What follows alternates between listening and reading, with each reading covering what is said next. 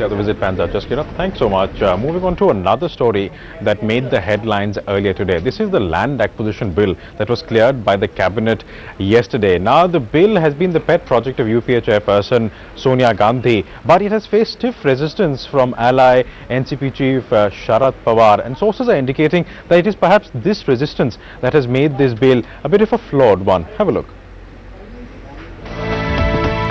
The government promised a bill that was to put out the fires of the land acquisition protests across the country. Instead, activists are saying what the government gave them is a betrayal. The new land acquisition bill that was cleared by the cabinet on Thursday was championed by UPA chairperson Sonia Gandhi and is stiffly resisted by Agriculture Minister and NCP Supremo Sharad Pawar. The purpose of the bill was to make it harder for the government and business interests to seize people's land. It was a long-awaited, very long-awaited bill because the exploitation was going on with the farmers. Government of India has given a clear-cut provision that without 80% consent of the farmers, any land can't be acquired. And the credit goes to Rahul Gandhi.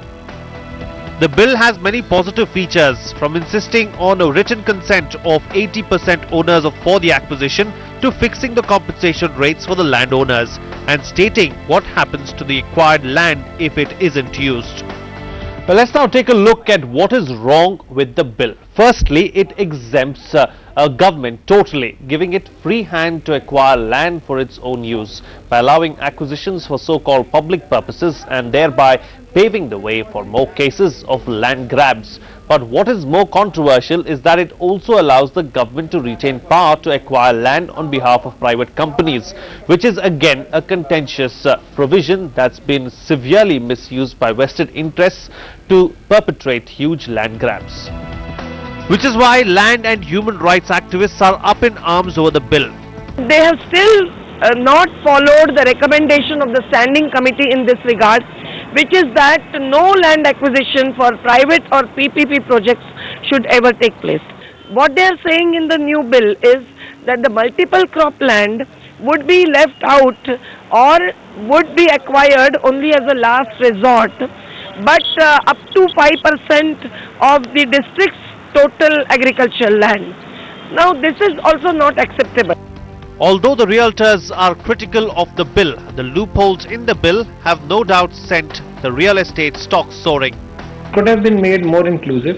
It should not have gone to such a degree, because even if you look at the Noida extension case, you had judgments coming in, and then even after the judgments there were a lot of pressure groups which overturned things. So had it been taking into consideration what is the requirement of the common man today. Sources also tell NewsX that the bill sparked a war of sorts among the allies, with Sonia opposing the contentious bits that NCP chief Sharad Pawar had insisted on retaining.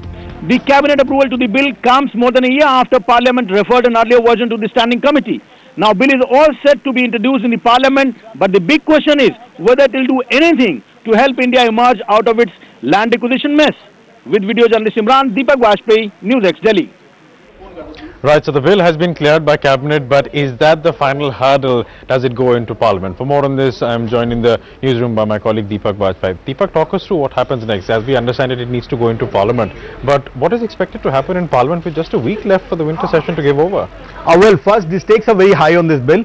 Even NCP Supremo and a very powerful man in the UPA cabinet, Sharad Pawar, was against it. He had many objections. All of them were not addressed. So there are problems within the government as well.